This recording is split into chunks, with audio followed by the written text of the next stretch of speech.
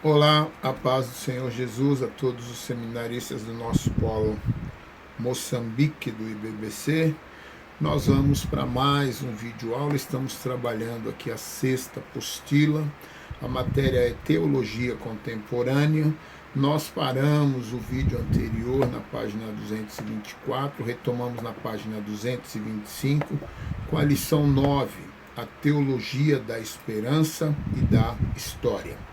Essa nova teologia surgiu com a publicação de dois livros, Jesus, Deus e Homem, de 1964, por Wolfgang Pannenberg, e a Teologia da Esperança, 1964, por Jürgen Moltmann. Esses são os dois maiores nomes dessa teologia. Enquanto Moltmann é chamado de teólogo do futuro, Pannenberg, o teólogo da história. Segundo Stanley Gundry, a teologia da esperança é um modo de encarar a teologia e as preocupações tecnológicas da perspectiva do futuro e não do passado ou do presente. A realidade ainda não está orientada para o futuro. Os teólogos da esperança declararam que as perguntas acerca de Deus eram importantes e que devem ser respondidas historicamente. A principal missão da igreja no mundo é mudar as estruturas políticas e econômicas que levará a efeito a escatologia. A base do novo movimento não é a revelação de Deus, a Bíblia, nem o encontro existencial com Deus, mas é a história. Os resultados dessa abordagem histórico-escatológicos podem ter os nomes de Teologia da Esperança, Moltmann, ou Teologia da História, Pannenberg, e Teologia Política, Johannes Metz. Mas nesse trabalho vamos analisar apenas a teologia dos dois primeiros teólogos. E são 9.1, a Teologia da Esperança, de Jürgen Moltmann. Moltmann nasceu em Hamburgo, Alemanha, em 1926 e tornou a escatologia o centro da teologia. Esse é o seu princípio hermenêutico e a esperança o tema principal da Bíblia. Para ele, o futuro, desenvolvido como esperança, não é um tema entre outros no pensamento cristão, mas o tema central, o tema único, constitui o princípio e a chave do único problema para o homem atual. Na página 225. Esse é o princípio da ideia. Você leia o conteúdo todo para você poder se apossar do conteúdo, ok? Página 226. Lição 9.2, a avaliação crítica do conceito de Moltmann. Seu conceito de escatologia e ressurreição deve mais ao marxismo que a Jesus. Moltmann foi fortemente influenciado pelo ateu e marxista Ernst Bloch, como o demonstram alguns de seus livros. 2. Seu conceito de escatologia não tem base bíblica. 3. O reino de Deus é introduzido por meio da política e da revolução. No entanto, segundo a Bíblia, o reino de Deus traz a paz e não a guerra. 4. O seu conceito de Deus não é que ele é eterno ou infinito. Ao entrar no tempo, segundo ele, Deus se tornou finito e aberto a um futuro desconhecido. E 5. A teologia de Moltmann é mais marxista que bíblica e mais filosófica que teológica. Em seu afã de refutar a neo-ortodoxia de seu tempo, Moltmann ultrapassou o limite do bom senso e acabou por propor uma teologia quase tão nociva quanto aquela a que ele se dedicou a refutar. Lição 9.3, Teologia da História, de Wolfgang Pannenberg. Pannenberg nasceu em Berlim, Alemanha. Foi professor de teologia sistemática em Munique, serviu como soldado na Segunda Guerra como soldado do Terceiro Reich e é um dos maiores teólogos protestantes contemporâneos. Estudou na Universidade de Berlim e doutorou-se em teologia na Universidade de Heidelberg. Para Pannenberg, a história é a chave da revelação, é o princípio para que se entenda o futuro. Para ele, a história é o princípio de averiguar o futuro com a revelação da palavra. Segundo ele, não devemos fazer distinção entre história salvífica e história secular ou profana, uma vez que os alvos salvíficos de Deus realmente acontecem, tem o seu lugar na história. Encerramos a página 226, prosseguimos na página 227, lição 9.4, a avaliação crítica da teologia de Pannenberg. Avaliação crítica. 1. A Bíblia não tem o status de revelação divina, já que essa revelação está acontecendo com o desenrolar da história, segundo ele. 2.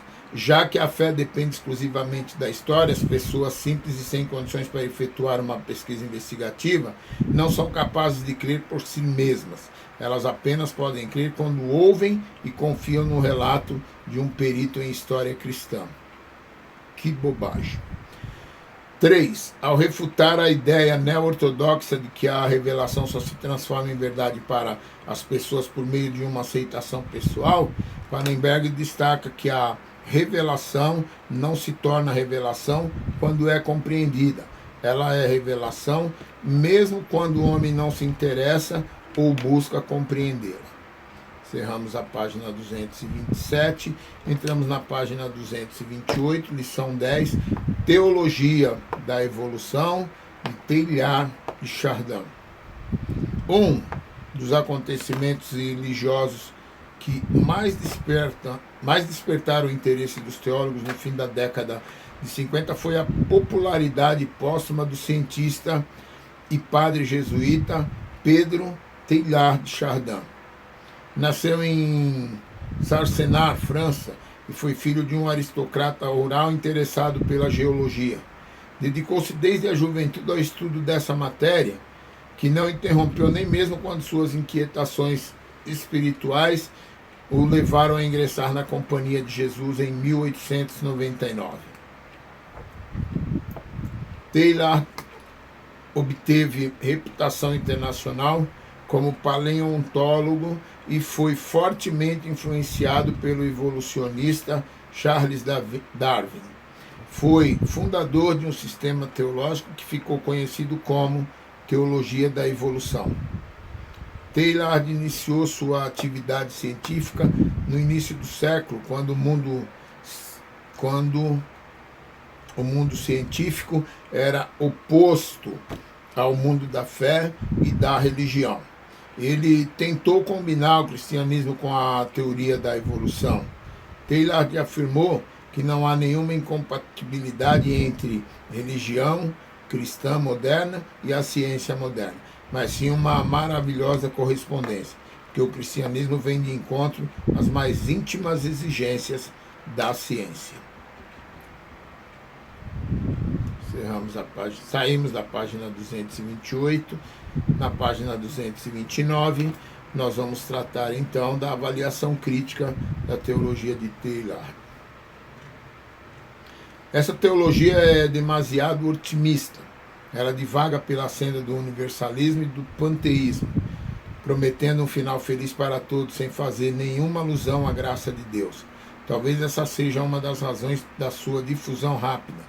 Um homem moderno está disposto a aceitar qualquer tipo de droga entorpecente que se apresente sob o pseudônimo de ciência. 2. Pressupõe que o homem alcança sua verdadeira dignidade e plenitude espiritual por meio do processo evolutivo. Isso é contrário à revelação da graça. 3. Conceitos como pecado, graça e doutrina bíblica do juízo quase não se veem na obra de Teilhard. 4.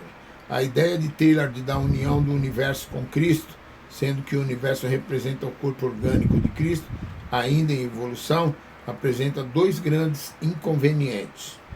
Primeiro, tal união tem como consequência a lógica deificação da criação, que seria panteísmo. Em segundo lugar, a cristologia de Chardin transforma o Cristo da Bíblia em um Cristo cósmico. Em última análise, o resultado de tal união é a perda tanto do mundo como de Cristo. 5. Sua teologia é o reflexo do pensamento naturalista de seu tempo. E 6. O Deus de Teilhard não é o Deus da Bíblia, que é imanente, mas também transcendente, imutável e criador de todas as coisas. Encerramos a página 229, na página 230, lição 11, Teologia do Processo. Também conhecida como teologia neoclássica, de origem norte-americana na década de 30, teve como principais representantes Charles Earthshorn, Alfred North Whitehead e John Cobb. Essa teologia herdou as características de inovações mais filosóficas que teológicas, dando origem ao teísmo aberto e à teologia relacional, temas dos próximos capítulos. A teologia do processo representa a tentativa de alguns pensadores cristãos contemporâneos de reconstruir a doutrina de Deus a toda a teologia cristã e toda a teologia cristã, para harmonizá-la melhor com as crenças modernas sobre a natureza do mundo. Os pensadores da teologia do processo partem da pressuposição prática de que a teologia cristã deve ser atualizada e revisada em cada nova cultura, à luz de seus interesses, questões e dúvidas específicas. Saímos da página 230. Na página 231, o último parágrafo, nós vamos fazer a avaliação crítica dessa teologia que nós acabamos de adentrar. O conceito de Deus na teologia do processo é o de uma força dinâmica. Deus é reduzido a um mero conceito panteísta. Deus não é onisciente na concepção tradicional e nem soberano. A criação de Deus é um processo contínuo, uma coexistência de ordem e liberdade na qual o homem participa para criar o futuro. 2. Há um abandono do sobrenatural, os milagres desaparecem e o Deus vivo da Bíblia fica submerso em termos imanentes. 3. A cristologia da teologia do processo não é muito clara. Cristo aparece mais como um símbolo da atividade divina na Terra do que como uma intervenção divina no curso desse mundo. Ele é um homem em quem Deus atuou, mas suas conclusões o dissociam do Deus encarnado. 4. A doutrina da ressurreição, segundo os teólogos do processo, também é insustentável porque tal ato seria uma coerção divina, uma intervenção direta no livre-arbítrio humano. 5. Ao negar o conhecimento de Deus, que Deus possa ter de fatos ainda não ocorridos, a teologia do processo põe em risco a credibilidade das Escrituras, pois se Deus não tem nenhum conhecimento dos fatos ainda não ocorridos, como pode fazer predições sobre o futuro? A consequência lógica do seu sistema é que não pode haver predição 100% segura na Bíblia. Prossigamos. Saímos da página 232 para 233, lição 12, Teologia da Libertação. A teologia da libertação nasceu da influência de 3 frentes de pensamento: o evangelho social das igrejas norte-americanas, trazidas ao Brasil pelo missionário e teólogo presbiteriano Richard Shaw, a teologia da esperança do teólogo reformado Jürgen Moltmann e a teologia política que tinha como seus grandes expoentes o teólogo católico Johann Baptist Metz, na Europa, e o teólogo batista Harvey Cox, nos Estados Unidos. A expressão teologia da libertação surgiu do título do livro Uma Teologia da Libertação, da autoria do teólogo peruano Gustavo Gutiérrez, considerado o pai da teologia da libertação. Outros menos importantes dessa teologia são Juan Luís II, José Miguel Bonino, Hugo Asman, Alfredo Fierro, José Miranda e Leonardo Boff e Dom Helder Câmara. Ela surgiu no final dos anos 60 na América Latina, onde se desenvolveu na ocasião do Concílio Ecumênico Vaticano II, quando os católicos tentaram restabelecer o diálogo com a cultura moderna. A partir dos anos 70 se desenvolveu nas periferias pobres do primeiro mundo e foi baseada na opção pelos pobres contra a pobreza e pela sua libertação. O terreno havia sido preparado nos anos 50 pelos movimentos comunitários cristãos que aspiravam reformas sociais, políticas e econômicas, e a participação ativa dos leigos nas atividades pastorais da igreja. Essa teologia utilizou como ponto de partida de sua reflexão a situação da pobreza e concluiu que ele é um problema estrutural e que ela é interpretada como produto de estruturas econômicas sociais injustas, influenciado pela visão das ciências sociais, sobretudo a teoria da dependência na América Latina, que é de inspiração marxista. Vamos pular aqui. Tcharam, o que trata o prólogo? Aqui. O que trata? Bom, o nascimento e o desenvolvimento da teologia da libertação na América do Sul e no Caribe se deve basicamente a 4 fatores, que são eles. Primeiro, situação política, econômica e social do continente. A teologia da libertação foi gestada durante os regimes militares que governavam países no continente. 2. O desenvolvimento do marxismo como instrumento de análise social, as ciências sociais, entre elas a análise marxista, eram utilizados para compreender a origem das contradições da sociedade. 3. O secularismo.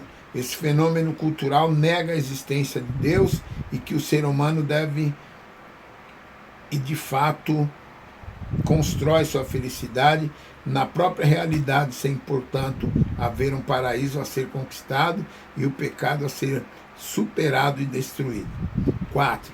Mudança no âmbito da Igreja Católica. Do ponto de vista católico, algumas mudanças na Igreja possibilitarão o surgimento da teologia da libertação. 1. A experiência da ação católica e seu método vem julgar agir. 2. A realização do Concílio Vaticano II em 1962-65 e a busca de diálogo da Igreja com o mundo moderno. E 3. A segunda Conferência Geral do Episcopado Latino-Americano em Medellín, Colômbia, dia 24 de agosto de 1968, ocorrida na vigência dos regimes militares. 4. O florescimento das comunidades eclesiais de base que, impulsionadas pela Conferência de Medellín e pela pedagogia da ação católica, através do método Vem Julgar Agir, lutavam pela transformação social. O método dessa teologia é indutivo, não faz parte das escrituras para fazer interpretações teológicas e aplicá-las à realidade, mas parte da integração da realidade da pobreza e inclusão e do compromisso com a libertação para fazer a reflexão teológica e convidar a ação transformadora da mesma realidade. Ao final dos anos 70, início dos anos 80, a redemocratização das sociedades latino-americanas e caribenhas fez com que a teologia da libertação perdesse parte de sua combatividade política e social. Muitos teólogos da libertação foram acusados de fomentar a formação de células comunistas dentro das igrejas através de comunidades eclesiais de base. Nós encerramos então esse conteúdo na página 234, prosseguimos no próximo vídeo. Vocês, por favor, eu venho ponteando os aspectos mais importantes de cada lição, mas vocês precisam ler o conteúdo todo, tanto para estar bem preparado para a prova, como para apreender a matéria. Boa sorte, bons estudos, Deus os abençoe.